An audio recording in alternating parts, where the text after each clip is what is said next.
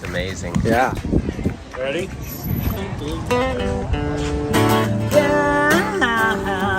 drink from the cup, share some love. Go ahead and laugh, cause it don't cost much. No, no, don't.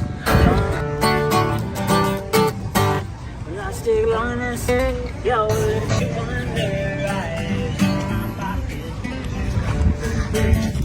Well, aloha to all of you there in Maui County. Some of you may not know me, some of you may know me. I'm going to talk to you here spontaneously. I have a very important court date today that I need to be at in a little bit, but I'm going to stop everything I'm doing. I'm going to stop. I'm not even going to eat breakfast because this is so important and I need to get a message out. I'm sitting in my emergency built covert, whatever you want to call it, office trailer. This is a utility trailer that I built into an emergency office in the wake of the campfire in California. I'm actually right here at ground zero where the campfire happened in Northern California. It's called the Paradise Fire. Excuse me. Nothing worse than when you're doing a video and you start to sneeze. Apologize, excuse me guys, but I can't stop this. I need to I'm not going to edit it. I'm just going to go forward with this. I'm sitting in this emergency trailer because it's what I have here in the wake of this fire, and I'm watching the Maui fire unfold. I mean, the craziness, and I'm so distraught and disturbed about the whole thing that it keeps me up at night. I pray a lot. I'm trying to figure out what to do. When the fire in Lahaina happened, of course, my son contacted me immediately. He was the first. I forget where I was at, but I got a call from him. He said, there's a fire headed for Lahaina. We need to call our friends, get them out of there. Why would we call? Wouldn't the government be involved? Wouldn't they help? Well, we happen to know firsthand what the government does. So who am I? Well, I'm the owner and founder of the Kolapa House of Charity, starting in Maui County, helping the people of Lahaina. We had a base on Molokai, but helped people of Lahaina who were, we worked with the indigent, the poor, the poorest of the poor. I'm assuming most of the people we worked with and helped are gone. You know, we talk about this, we just talk about it almost nonchalantly, like with no emotion. But when you really think about this, just think for a minute, put your hand in a fire for a second. You can't even do it. You automatically retract because it's so painful. The body goes into shock. And have you ever thought about burning alive in a fire? Have you ever? A lot of our friends did here in Paradise. 50,000 people disappeared. And of course, some of them, it was such horror that those that survived, they left and never even, why would you report in and to who and what, why? You know, they get different numbers, they go to a different location. But Maui is an island. They can't just drive somewhere like they can here in the mainland. They can go to Canada, Mexico, they can go anywhere in the United States. It's pretty hard for them to disappear. Maui is one of my favorite places in the world, Lahaina specifically. I'm going to give you a little clip of me there and with some of my friends recently. Wyland is a friend of mine, and we were, you know, it's interesting, to the day almost. Yeah, to the day. Look at the dates here. I'll see if I can figure it out. But I believe it was exactly to the day I was walking down the streets, Front Street in Lahaina with Wyland, the artist, and some of my crew on our vessel, Hope. And I'm trying to spit out what's important. I want to give anyone help. Anyone who's in Lahaina, who's in that area, who has been affected by the fire, who needs help, reach out to me. 808-404-2411. I'll put my number at the beginning. You're probably, I purposely give this information a little bit into the video because I want people who are really interested and genuinely want to know what's going on. I don't want to just blast it at the beginning. Hey, I'm here to help you. That's true. That's true. But I want seekers. I want people who are interested in truth, who really want help, who need help. And I want to be there for you. I want to help you. I didn't start the Kolapa House of Charity because just of my own, for some reason for myself. It really started almost independently of any outside influence. It's just, we bought this building before the market crash. There were 7 rooms, a separate kitchen, separate bathroom, and I turned it into, well, I left to mainland. My son was there. He was young. I had another man, Paul, in charge of my son to watch him. My son was 12 years old, and I come back and I'm at a store, a shop, buying something, going up to the register, and there was someone saying, do you know a place I can go? And they said, try the Kolapa House of Charity. And I said, oh, that's like a nice name. Where's that at?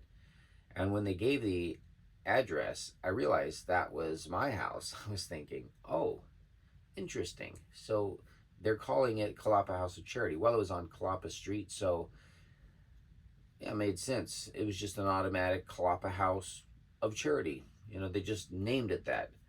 The people did, within two months of me being out of the area. So I went there and I talked to my son. Obviously, he was being kind to people, helping out homeless. What's his name? Robert was the first guy. Paradise Pilgrim, he calls himself. And that's what people started calling it. So when you get a name coined like that, the people started, you want to just run with it. You don't want to change the name. So it started itself, it named itself, and I worked tirelessly for 3 years to get that going. And I hope I was a blessing to the locals and to the community. If you watch this, I pray that I was. If I wasn't, please reach out to me and let me know what I could have done differently or better. We moved the Kolapa House to Paradise, California, and where I'm at now. And we created this network because of the Christian groups and people within the church that I grew up in. It was a really great support network for people in other countries. After that was Typhoon Yolanda, Haiyan in the Philippines. We were able to make a positive impact in helping people through that disaster. But when the Paradise Fire happened, it destroyed the entire network. So not only did people suffer locally, but people around the world, all over the country. We have people in Pakistan, Philippines, India, Africa, Mexico, wherever. There's different places, but those are a few. They suffered because I couldn't send money because there was no support. Our network was gone of supporters, and we lost everything in that fire. And what I want to say is that FEMA wanted us to register. Billions of dollars was pumped into that area. Now, we are the people that own the Crisis Center, the Kolapa House of Charity, the SLA Mission, the Rock House Haven. We helped people. And I didn't want to go and start asking for money from the government. I wanted to use what resources we had to help people and continue. So we bled ourselves dry of every ability to help people. And then we reached out for help when we were in total desperation. The government would not help us. FEMA would not help us. The Wildfire Trust that was set up with billions, $12 billion, I think, something like that, they've never given us a penny. It's been 5 years. It's been horrible. I can't even begin. So for you Maui people, you got to understand, and I'm saying this to you from my heart to yours, you want to think the best of your government, your mayors, but the thing is they have someone over them, on top of them, telling them what to do. And then they have people that they're telling what to do who are telling the police what to do. I have personal friends in Maui who are telling me what happened. The police were not letting them out. They were not notified. Some of the same things happened here and in other fires. You call 911 and the 911 operator is instructed to tell you that, well, there's no fire. No, everything is okay. Even when your house is on fire and you know, even when your relative or someone has already been burned to death, you're trying to tell them there's a need and you need help, and they are ignoring you. And it's because, is it because they can't help? Or there's nothing they can do? There are things they can do. In fact, get people, warn them. But the thing is when there is a plan to annihilate the people, to get rid of all the indigent, to get rid of all the, they call them,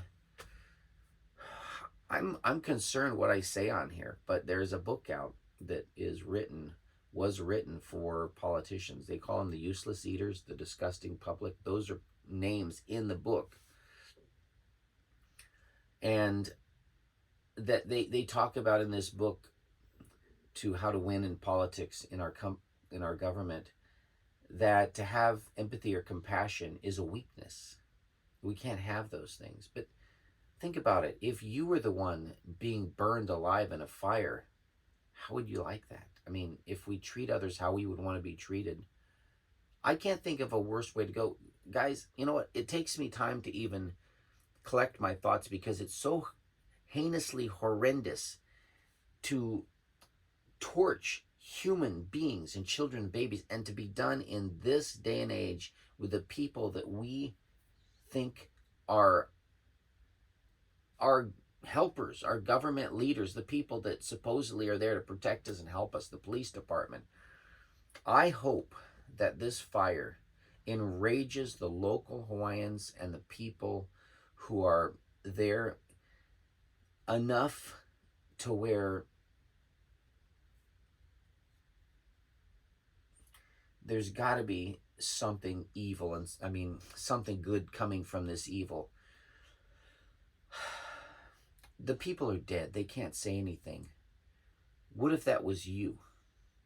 If you're watching, I don't know if you're a government, if you are a local, but if you were that person being burned and you knew you had only half a second left to live and you're gone, wouldn't you want someone to speak on your behalf, to try to get the word out that, hey, things could have been different, things should have been different?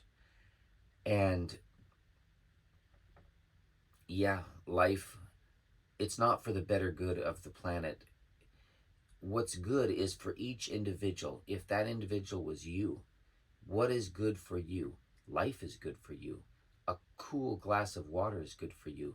Funding to make sure you have a bed to sleep in and a place, to lay your head. And that's why I'm making this video.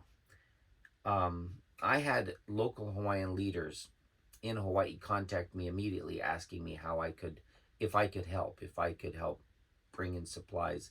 It is the local community helping each other that's really the survival of that area. There is so much injustice, and it's hard for me to sit back and see it and watch it. But us people out there trying to help each other and help others, giving our lives, and my mother is one of them. She did this her entire life. My father did it. See, what we believe is what you do for the least of these, you do for Jesus. That's the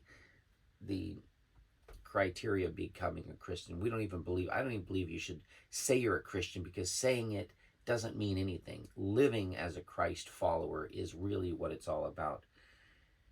And I just want to live as a Christ follower, which means you're going to be, every human being is his child. And it doesn't matter if you're a drug addict or a serial killer. It does matter, of course, if you commit those crimes. We need to protect society from people who are hurting each other. But when I'm talking to human beings, God loves everybody.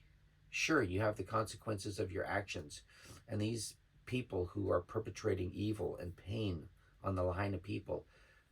The Bible says, vengeance is mine. God knows each person, knows their hearts, and there will be a reckoning day.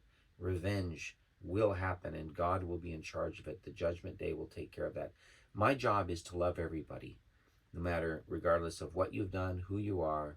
We love you, and what we do for you, the least of society, we do for Jesus. And so, with that being said, I want you to know that it's not a conspiracy. There was an act of evil against the people of Lahaina. That is absolutely true. I have personal friends who are contacting me, telling me they wanted to get out of the fire, and they were told that they couldn't get out of the fire. They were blocked from leaving the fire. And people had to fight with the police and to go past the police and get out of their cars to get out. And I understand that, sure, panic, and there's all kinds of excuses and saying, oh, the people might run up into the mountains if the alarm the sirens. No, people are smart enough to know that waves and tsunamis, you know, way in advance, and there can be information. There was information going to people's phones telling them the fire was out, telling them things are okay. The heinous crime of what happened in Maui is a disgrace to the human race, and I'm just sorry for all of you. I am, as the founder of the Kolapa House of Charity, an organization designed to help the indigent people of Maui County, I am appalled at the government. I'm appalled at anyone who is involved with the irresponsible behavior, from the electrical, from the communication, from the disaster. What is going on? I believe, honestly, I'm just going to be blunt. I know that these government people are humans, and humans can make mistakes. That's why you have checks and balances, and you have multiple people, not just one person in charge of these things. I'm a captain of I'm a boat captain, so I have the responsibility of, for example, my crew and all my passengers. Their life is in my hands, and I take that very serious, and I do things to make sure we have a plan in place in case of any kind of an emergency. Fire is one emergency, okay? Waves, wind, all of that stuff on a boat you got to be thinking about. It's no different really on land, and there's people involved. You got to have a plan devised. If there is a fire, if there's even a danger of a fire or the wind, you need to have a plan. You need to have something in place that would minimize the death, not tell people things are okay, not block them from getting out. No, and there needs to be containers full of food and water and things immediately right nearby to be given to people so they don't suffer. You know, we trust our government sometimes. I mean, people trust our government like they're going to know what to do. We need to believe it. The government, we're paying taxes. We're abiding, us law-abiding citizens like myself. We want to be a good citizen in our community and follow the government rules and the laws. And you do this to us? Shame on you. I'm going to help. I want to help anybody. Obviously, I'm a human and I'm limited, but if you watch this and you want to call me and you want to get help and you need help, if you're an indigent, if you're a person in Maui, contact me. I will do my very best to get you a plane ticket out of there. I mean, I don't want to encourage people to leave. I want you to bunker down. I want you to fight for the right to be there if you're a homeowner, any of that, and you lost. We don't want to solve this problem by leaving. But if you need a place to go just to be able to be on better soil, to be in a safer place perhaps, I want you to know that I love you and I want to help you. So contact me so that I can help you with a place to sleep, food, and love and family. Okay? Ohana. God bless you all. I have an important appointment right now I need to get to, so please watch this, share it. I'm sorry I'd like to just blast a whole bunch of stuff about the Maui fire, because obviously that's the epicenter of the Kolapa House of Charity, the organization, the ministry that I started in 2005 or 6, right at the beginning of 2006. That's a place near and dear to my heart. But I would probably lose my channel. I'd probably lose my YouTube of 7,000 videos, because the truth is the truth. And guys, don't be deceived, please. The things that are happening there now, and what happened, and torching the people to create a new environment, a new place, that wasn't the way to go. That wasn't a natural disaster. That was caused by a number of things, but the irresponsible engineers of the electrical lines. I have personal knowledge and friends that are from there. We have videos of the lines that had power. The power was turned back on, it was off, it was back on. Same thing that happened in Paradise. You know, if you have questions, contact me. I'll tell you. We'll talk about it. But I can't post it all here because, you know, the truth is in some ways dangerous. So God bless. Bye-bye. Yeah, so drink from the cup, share some love. Go ahead and laugh, cause it don't cost much. No, no, don't cost much.